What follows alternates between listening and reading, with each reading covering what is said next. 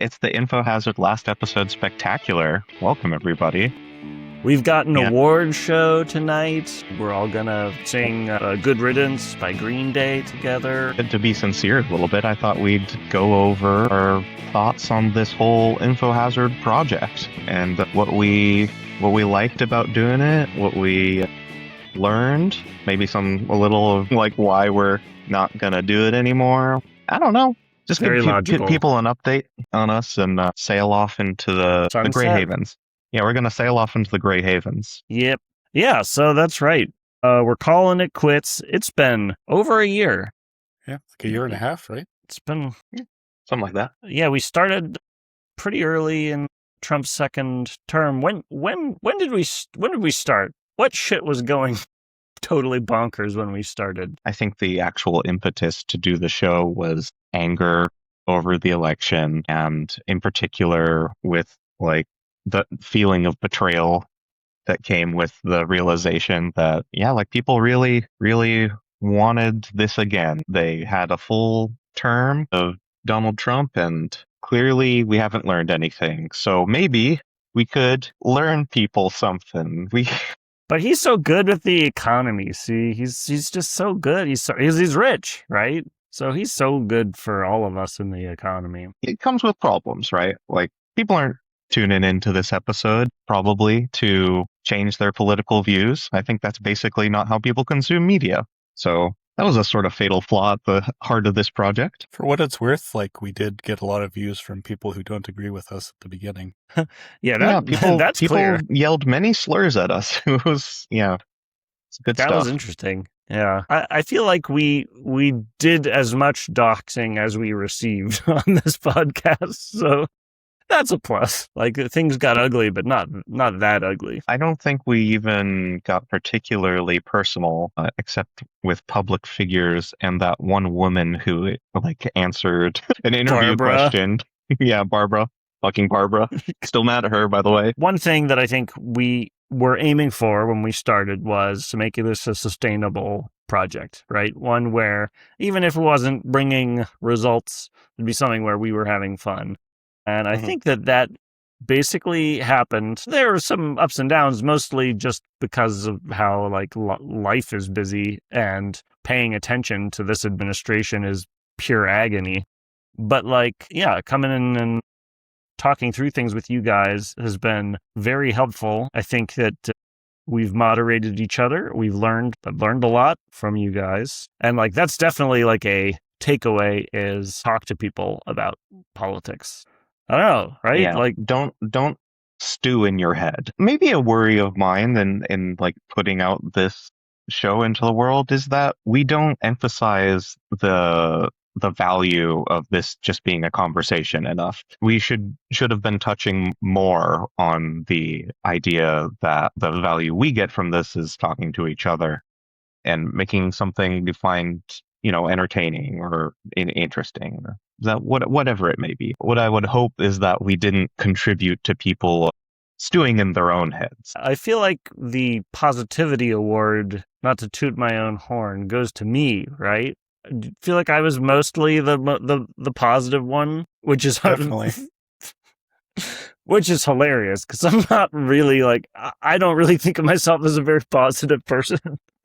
Like not in particular, but yeah, this stuff is really depressing. And anyway, yeah, that's a good reason to talk to other people about it. What are your guys' hottest takes that you never had the opportunity to share? That never came up during the show. I mean, did it seem like I was using any particular restraint with my hot takes? Yeah, but maybe like about something that never came up, So I have an example, right? Well, okay, Danny, we all know that you think abortion should be mandatory for Republicans. Like, you don't need to tell us. Is that that's not the one you were going to talk about? No. No. Oh, okay. Go ahead. I don't even really believe that anyway. Okay. No, I was going to say. So for my hottest take is that the more gruesome and graphic the violence in a movie, the lower the rating should be, and the like less impactful and gruesome it is, the higher the rating should be. So like a movie where they're just running around going like bang bang and people just fall over with like no blood, that should be rated R. But like Saving Private Ryan style, where they're like blown in half and like slowly dying in agony, that should be rated G.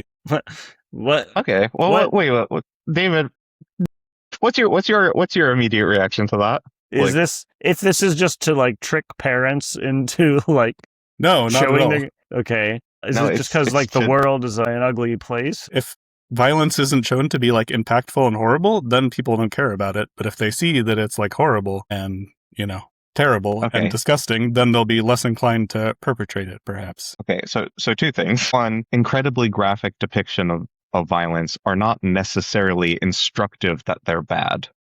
Right. Like, Yeah. Often it's See the opposite. films of Quentin Tarantino, right?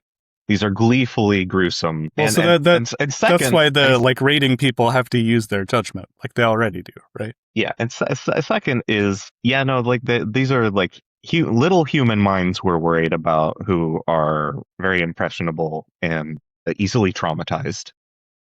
Yeah. So And if we I don't traumatize every child into thinking violence is horrible, think about how much better it would be, dude. Do you need to traumatize them, or is that just like logic? Like that's I feel like it's you sort of don't a need funny idea trauma. of teaching children, because like actually traumatizing children does not help them learn lessons very well. You know, Danny, that standing babysitting invitation that I had open for you, maybe we'll just put that one on hold for a little bit. You know, Truth in advertising, though, that was a hot take. Man, I wonder why you didn't spill the beans on that one sooner, Danny. I mean, we never talked about movie ratings. I've had it in my back pocket for so long, dude, but it never came up. So America, how's it looking? Bad, but that's kind of what we imagined would be the case around this time, right? I wish we had We're like Wile E. recorded. Coyote, dude. We've like run off the edge of the cliff, but we're just like we're still running. We haven't looked down yet. So No, that's all the fine. stock market. Yeah, I think I wish that we had recorded our like predictions. Of course, we probably recorded many predictions, but we'd actually have to watch our videos, and God knows we're not doing that. I mean, if nobody else on the internet will. Do you think that we're going to have, elections in November, and and if the Democrats win a decisive majority, that they'll be sworn in? I think it's beginning to look more promising. Whether or not the elections happen, that's probably going to. Definitely, dude. Even North Korea has elections. Well, the free and fair elections, right? Yeah. Republicans have been on this beat for decades. They've always been trying to do voter suppression, and they have some successes, some failures, but there's always pushback, and it seems to usually even out to mostly free and fair elections. And yeah, I've just been feeling a little bit more positive on electoralism recently. Like there's been a recent run of really solid progressive candidates that could actually win their races. There are inspiring candidates out there in the races that are worth voting for. Yeah. So I think it will be good. That's my take. I don't know. All right, maybe that's my hottest take. I think that when Alex Preddy was killed, this felt like a turning point to me. It's very hard to be so blind that you see that and see the way that all the Trump cabinet members are just saying that he was, a terrorist or whatever it is they were saying. He was a threat to police officers. It just, there are some very thick heads in this country, but that managed to get through some of the very thickest, and we've seen popular opinion trending in a sane direction since then. And then he went and invaded Iran. Jesus Christ, this guy's so bad. I kind of want to address the fact that you and I and everyone we know and the whole country and the whole world is sick and fucking tired of talking about Donald Trump. And despite that, we've been adding to that discourse for over a year. People watch less news, listen to less news now. I think it's basically because of that. It's all Trump, every day, every goddamn day, because he's always doing something fucking horrible that is newsworthy, and he's the president of the United States. And because of his particular idiosyncrasies, he's constantly choosing the most evil option available to him, which is newsworthy, but exhausting. I'm sick of it. Exhausting. It's relentless. And we tried to talk about other stuff, but we just kept rolling right back to this bottom of the hill where all the turds are. The fact is, it remains important to be aware of all this stuff. Maybe not all of it, but yeah, I think that we identified this pretty early on. It's like, okay, so this is like totally exhausting to be paying attention to this stuff, and like it's bad for your mental health, and for the most part, you're not gonna be able to change. He's gonna construct some giant arch in DC. Nothing you can do about it. They're prosecuting some Olympian for vandalizing a pool that he didn't vandalize. Nothing you can do about it. Like every now and then, okay, ICE is doing a bunch of raids in your city. Maybe you can do something about it. There's always the like phone your congressperson, but your congressperson's a Democrat, so there's nothing they can do about it. Well, it's sort of irrelevant either way. They're either already, on it, or they're not going to be. Exactly. But so, right, I guess what I'm saying is like pretty early, like it was clear that, okay, what we actually need to do is build our communal bonds more tightly. We need to be thinking local. We need to wait it out. Like this guy's going to be here for a couple more years, and we need to wait it out. And so, Yeah, but that means we need to no. What I'm saying is we need to take care of each other so that Yes. when the moment comes, when there's something we can do about it, so that we're all ready to seize that moment. Sure. Absolutely. I agree, but it's misleading phrasing, I think, because taking care of each other is actually an incredibly active process that can be exhausting on its own, though actually rewarding in a way that just following news that doesn't have relevance to you and you can't stop and is always bad is not rewarding. Totally. Yeah. And we tried, I think, to only pick out the stuff that was maybe something that people could act on a local level, or was at least amusing enough to like, I don't know, get some joy out of that in an ironic way. But yeah, I some think self-schadenfreude. Indeed. But I think that's probably we're touching on probably what I thought was like the biggest aspect, a positive aspect of this show, which was it was a bit of accountability for the three of us, where we're interested in politics. We realize that like the stuff that we're talking about, we see on the news, is not actually something we can really act on, but we still have this need to do something for our communities. So what do we do? And we would talk about that and what can we do, and then we'd go out and like I do volunteering for Santa Cruz DSA, Santa Cruz Renters Union. We've been to like protests, and we talk about that stuff too. Plus, because it's a podcast, it seems more official. So you guys have to show up. Your wives and kids can't tear you away. Right? Yeah. Yeah, she still can. Occasionally does. So okay, California wealth tax, is that going to happen? No. Predictions that we can't follow up with? Yes. Because this is our last episode. That's right. Yeah, I think that's going to be a freaking disaster of an election. Honestly, there's all the counter ballot measures. Like it's going to require some real concerted campaigning to like work that mess out. Gonna be a disaster. Yeah, it could work out. I hope it does. Yeah, that's this is your area of personal interest, David. Are you going to be doing any campaigning? I mean, this is what I'm asking myself, is like, where should I be directing my energy? Yeah, it's like this one does have the problem of like maybe hopeless, but maybe the LA mayor's race is the place. Yeah, it's interesting. I mean, of course, the national stuff feels so important. The mayor of LA rules over more people than most medieval kingdoms, dude. And like, there was a fire that got put out near my house recently, like a couple days ago. I was like, "Hey, nice job, Mayor Karen. Go government, city staff." I recently read that the nation of Switzerland has only like 1,000 professional firefighters, and the rest are volunteers. And if the like local fire department doesn't get enough volunteers, they can conscript people.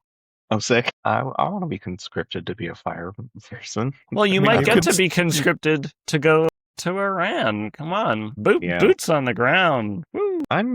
Until recently, I was sure that I was too old for that, but I think they increased the age of conscription. Like, if there was a draft, they increased the age where you would be eligible recently. I mean, it's just a matter of desperation, dude. Look at the last days of Germany. Sure. Here's a thought. Especially early on in this term, it was very unclear, like, just how dark things were going to go. Like, as far as I was concerned, very, very, very dark was on the table. Now, obviously, I'm not Hispanic. I haven't been rounded up and deported to some prison in some other country. So, obviously, it's not all sunshine and daisies, far from it. It's not like a dream of mine to just be like blabbing my opinions on the internet We went on about politics. it in a funny way. Yeah. No, but I thought it was important. I mean, I think that a lot of people who I was talking to were like afraid to speak any political opinions in public at all. And like a lot of the people I know are less advantaged than me in this way, right? And if I am afraid to be loudly critical of these guys, then like I'm basically, it's just this idea of whatever, giving up preemptively. I felt like I had to be vocal about this stuff just because otherwise freedom of speech is de facto gone. Did and do you guys feel that kind of chill? I mean, a little bit, like they were trying to hassle YouTubers and stuff, even like relatively small timer ones like us, or like people who sent in letters to the government complaining about stuff, got visits from the FBI and shit. It's like pretty outrageous. I was the least cautious in my family to be vocal about this sort of stuff. I think there's just something scary about publishing your opinion. I think it goes beyond just the threat of repression. People think I'm ugly and stupid. You are staking a little bit of your reputation every time you open your big fat yap on the internet. But fortunately, we put impeccable research into every line, and so we never say anything regrettable. Yeah. We did research. We do research for this show. I mean, not today. We're going pretty off the cuff. The rest of the show was our research for today. The research, like we did, and you could have checked our sources as of about a year ago is our most recent. We said at the end of every show, and I don't think anyone ever checked. But like the idea was David would upload the sources for every episode, so I kept putting them. The last update went up on Feb 20th. So that's barely been that's not even been 6 months. Barely been 6 months. Yeah, it's like 20 views ago. Yeah. None of the critics ever seem to have much to say about where are the sources, Actually, they were remarkably consistent. All they did was insult our masculinity. Trying to figure out the algorithm made me feel like an ancient shaman or something, dude. Perhaps, for sure, if we appease the algorithm in this fashion, it shall bless us, and views will rain down upon the field of our channel, and we will not starve. But alas, the whims of the algorithm are cruel and unknowable, and it did not bless us. A lot of the stuff we made on this show was amusing to me. I liked it. Seriously. I like our show. I still like our show, honestly. Me too. Listening back to it in the editing room, I'm like, it's pretty good. Good points. My friends are funny, I don't know. We shouldn't have bothered to appeal to make any attempt to appeal to anyone, right? I'm trying to back off of that. I am thinking that. That was what I was thinking at the beginning of the sentence. I'm trying not to say that because it's like kind of goes against them. They're all ungrateful jerks anyway. You never appreciated us. I reaching out to the community. I don't know. Don't reach out to the community. Reach around to your own back and give it a solid pat. Oh gosh, that's not where I thought you were going with that. Man, no, it's disappointing that we sought to like get our voices out there, and we reached Danny's aunt. And shout out to Julia, by the way. She was holding us down when no one else would. Our most loyal viewer. Love you, Julia. Thank you for supporting us. Thank you. Sorry about the president. We tried. And that's fine. It didn't pop off like we wanted it to, but we learned some lessons, and we got to do some fun jokes, and we had a good time chatting with our friends. Danny, what did you learn? Share a learning. That if you don't market something, nobody will look at it, because in America, everyone else is marketing everything really hard. And none of us are good at marketing or inclined to do marketing, and we didn't do any. We had some nice thumbnails. Thumbnails are marketing. We had some nice titles. That's marketing, right? Yeah. End of list. Well, and so what do you think, guys? Is there a, what's the word? Conspiracy? Plot. Is there a plot by YouTube to suppress left-leaning independent journalism, if you could call this yes, journalism. that's the only possible explanation. They're like, these guys are going to be huge. We Oh gotta my god. nip it in the bud straight These to the like top. guys are like such great communicators. So Sundar Pichai is like, we need to like kill the resolution on these thumbnails. No one can see the quality of this artwork. No one can know. Their message is too subversive and compelling. Any parting words? It was fun. I don't Yeah. regret it. I think if I had to summarize my experience, it would be smoke trees, get money. I think I've basically imparted that on every episode. No, I don't know. I enjoyed talking with y'all, and it was fun. And we can do it outside of the podcasting process. We can and we will. And perhaps we will. Maybe we will continue to tell our wives that we are doing the podcast, so we can just hang out. They'll never like verify by trying to they're watch not the going to watch videos. this episode, so the secret is safe with us. I can imagine my wife being like, well, you said last weekend that you were going out to film an episode, but I was just refreshing your page and there's no video. Just blame us for not editing. Yeah. Mhm. Oh, yeah. This show, like Danny's lighting, is closing down. It's fading out, like apparently the sun where Danny lives. Like America's time in the sun is coming to an end. Just in time for cool new America to rise from the ashes, right, David? Yeah, fuck yeah. Dude. Yeah. Pax Americana, Augustus, American Empire. Tax Americana. That's right. Wealth tax Americana. Let's do it. Constitution 2.0. Cafe Americano. Delicious. That's been another edifying podcast show. Don't tune in next time. There won't be one. All right.